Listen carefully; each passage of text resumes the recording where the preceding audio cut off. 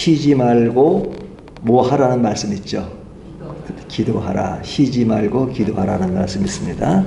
근데 이런 말씀은 없어요. 쉬지 말고 일하라 이런 말씀은 없습니다. 일하는 것은 굉장히 중요해요. 인간에게 어떤 노동의 가치는 매우 중요합니다. 하지만 일만 하는 것은 좋지 않아요. 적당히 쉬어줘야 충전도 되고 그리고 건강도 유지하고 그리고 균형 잡힌 삶을 살 수 있습니다. 그렇기 때문에 우리의 인생에서 열심히 일하는 것과 또 중간중간 쉬는 것이 중요합니다. 그래서 우리가 신앙을 이야기할 때도 안식이란 말을 많이 쓰는 것 중에 하나가 우리 삶의 그런 어떤 아주 전쟁과 같은 곳에 나가서 무엇인가를 하는 것도 중요하지만 그런 것들을 다시 이렇게 생각하고 여유를 찾는 것 매우 중요하다는 것을 이야기합니다. 오늘 말씀을 보면 우리들이 어떤 그림이 그려지냐면 작은 배가 그려집니다. 작은 배. 그러니까 큰 배가 아니고요. 큰 배 안에서는 뭐 요즘 크루즈를 타면 그 안에서 뭐 모든 걸 다 한다 해도 과언이 아니잖아요. 하지만 사람이 몇 사람 탈 수 없는 뭐 한 3-4명 또 뭐 10명 정도 되는 뭐 그런 배들을 타면 뭐 그렇게 특별히 할 수 있는 것이 없죠. 그 안에서 그냥 사람이 실려 있을 뿐이지 특별한 일을 못 합니다. 근데 오늘 본문에 보면 이제 예수님과 제자들이 탄 배가 나옵니다. 그 배도 한 대가 아니라 다른 배가 나오는 것을 보면 그냥 아주 좀 작은 배인 거죠. 근데 이 작은 배의 의미가 뭐냐? 이 작은 배라고 하는 것은 예수님이 배를 타시기 전에 누구에게 가르치셨어요? 무리들에게 가르쳤죠. 이 무리라고 하는 것은 아주 많은 사람들이 등장하는 거잖아요. 예수님이 많은 사람들 앞에서 가르칠 때 굉장히 그런 아주 복잡하고 또 아주 다양한 그런 모습을 짓는다면 이 작은 배라고 하는 것은 그것과 대조가 됩니다.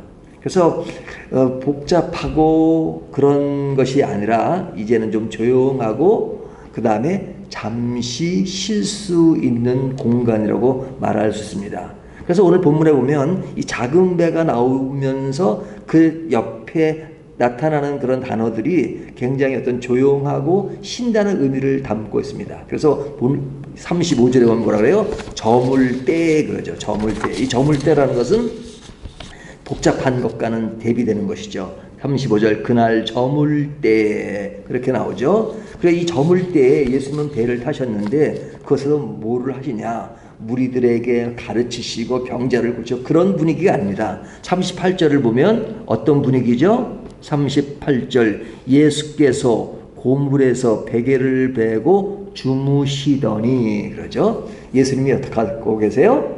주무시고 계시죠. 자 생각해 보세요. 날은 저물었어요. 그리고 배는 작은 배예요. 그리고 예수님은 그곳에서 주무시고 계세요.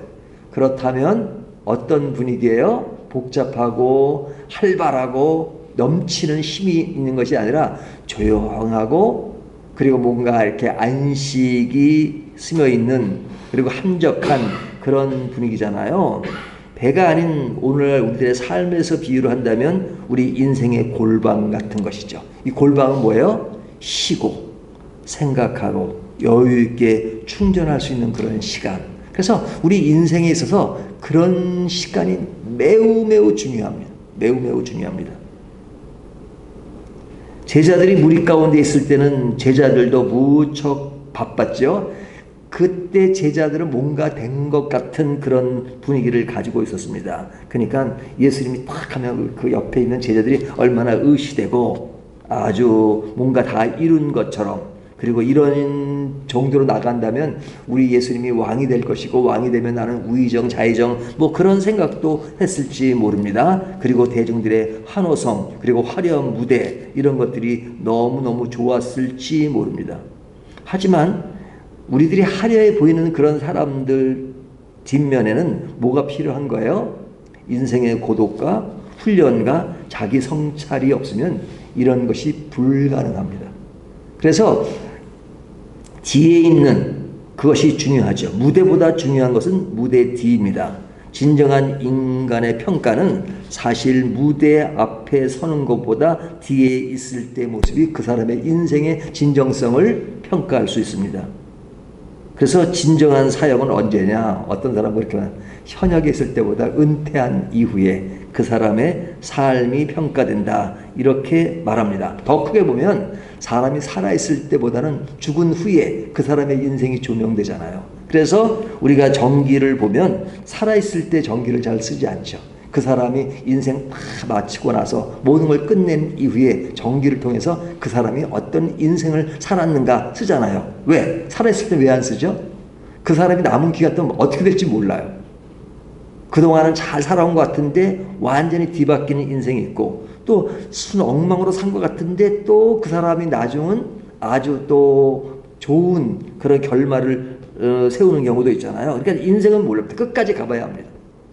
그런 의미에서 정기를 쓸 때 한 뭐 3분의 2 살았다고 그 사람 인생이 다 정리가 되는 것은 아니란 말이죠.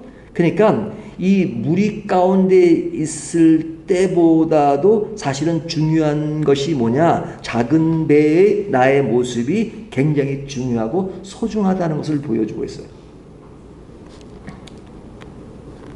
내 인생의 작은 배라는 것은 인생의 고통과 어려움에서 벗어난다는 것은 아닙니다. 내 인생의 어떤 작은 배, 골방 같은 그런 것, 그래서 안식하는 그런 시간이라지만 사실 그렇다고 해서 그 시간은 완전히 고통과 괴로움에서 다 벗어난 것은 아닙니다. 그때에도 여전히 인생의 고통과 괴로움은 있을 수 있어요. 그러니까 지금 예수님과 제자들의 탄 배는 그런 무리들과는 대조되는 작은 배지만 그 작은 배가 그냥 예수님이 주무시지만 고요했느냐? 아닙니다. 그 배에 폭풍이 불고 배가 움직이고 배가 뒤집힐 정도의 그런 상황이 벌어진 겁니다. 그러니까 내 인생의 안식처 작은 배라고 해도 그곳에는 광풍이 있고 배를 덮치는 물결이 있습니다. 37절에 보면 큰 강풍이 일어나며 물결이 배에 부딪혀 들어와 배에 가득하게 되었더라 그러죠. 그러니까 이 작은 배에도 그런 어려운 것이 있습니다. 그러니까 이 작은 배라고 하는 것은 예수님이 그동안 너무 피곤하셨기 때문에 하나의 한적한 것으로 도피하신 것이 아닙니다. 그러니까 도피처로서 한적한 것이 우리에게 필요한 것이 아닙니다. 작은 배가 그곳에도 강풍이 있고 배를 덮치는 물결이 있습니다. 그래서 그럴 때마다 인간은 그런 작은 배에 온 것을 후회할 때가 참 많아요. 역시 사람은 무리가 가득한 것이 좋구나. 그냥 무대 뒤보다는 무대 위가 좋다라고 생각하면서 자꾸만 작은 배에 온 것을 후회할 때가 많습니다. 그런 것을 보여준 사람들이 이스라엘 백성들이잖아요. 애굽에 있을 때를 기억하면서 애굽으로 다시 돌아가자. 그런 말을 어디서 하죠? 광야에서 하잖아요. 광야에서. 그러니까 내가 지금 겪는 것이 힘들어지면 자꾸 과거를 회상합니다. 근데 그 과거가 실제로 좋았나요? 애굽에서의 생활이 좋았나요? 노예 생활이었잖아요. 그럼에도 왜 애굽을 그리워했어요? 고기 좀 못 먹었다고. 그때 고기 잠깐 먹은 거 생각하는 거죠. 인간이 그런 상황을 벗어나면요, 그때 어려움과 그때 즐거웠던 것들을 잘 기억을 못해요. 저는 그걸 언제 제일 많이 느끼냐면요, 여름이 되면 겨울이 그리워지고요, 겨울이 되면 여름이 그리워져요. 그럼 막상 여름이 오면 아이고 더워 그러잖아요. 근데 그 추우니까 좀 더웠으면 좋겠다는 그런 느낌이 든단 말이죠. 또 여름이 되면 반대가 되고, 이 인간이 이렇다니까요. 그러니까 내 인생의 어떤 그 좋았을 때를 자꾸 그리워해요. 군대 가보세요. 군대 사병들이 보면, 제가 왜 사병이나 강조하면 장교 출신이 계셔가지고 그냥 자기 집 뭐 안 좋았던 사람 없어요. 뭐 옛날 말로는 집에 황금이 없는 집이 없다. 그리고 자기 집에 그냥 한가닥 하지 않는 집이 없을 정도입니다. 근데 그때 한창 하는 말이 역시 배는 커야 돼. 역시 돈은 많아야 돼. 높은 자리가 좋아. 역시 꿈을 가지고 살아야 돼. 여건이 좋아야 돼. 뭐 그런 말들을 많이 하잖아요. 근데 뭐 그런 것들이 뭐 나쁘다는 건 아닙니다. 뭐 위하면 좋은 것이 뭐 많으면 좋지요. 하지만 그런 것들을 내 인생의 작은 것과 비교하면서 그런 것의 가치를 아는 것이 굉장히 중요하죠. 그래서 진정한 희극 배우는 비극을 아는 자다. 그렇게 말합니다. 슬픔을 알아야 기쁨을 안다. 그러죠. 패배를 알아야 승리를 합니다.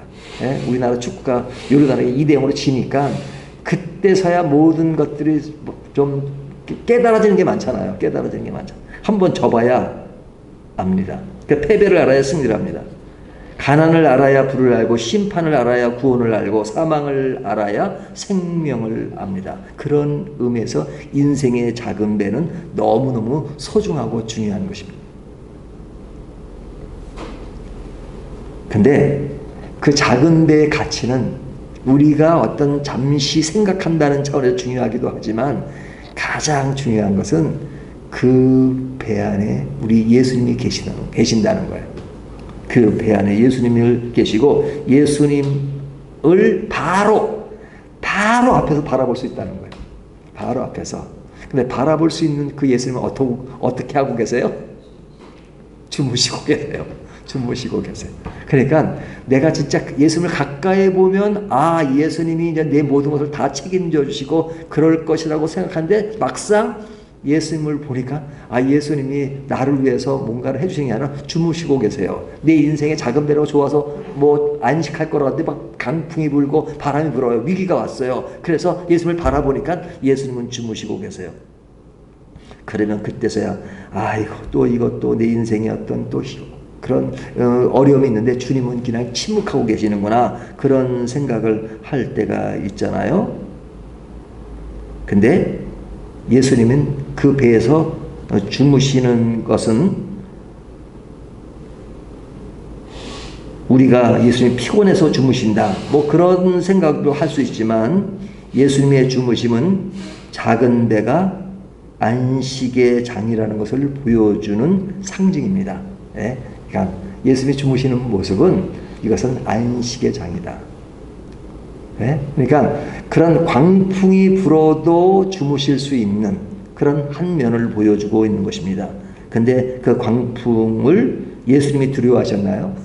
제자들이 두려워했죠. 그런 제자들이 주무시는 예수님을 깨우잖아요. 예수님이 어떻게 하셨어요? 어찌하여 무서워하느냐? 어찌하여 믿음이 없느냐라고 40절에 말씀하고 있잖아요. 그들에게 믿음이 없다는 것은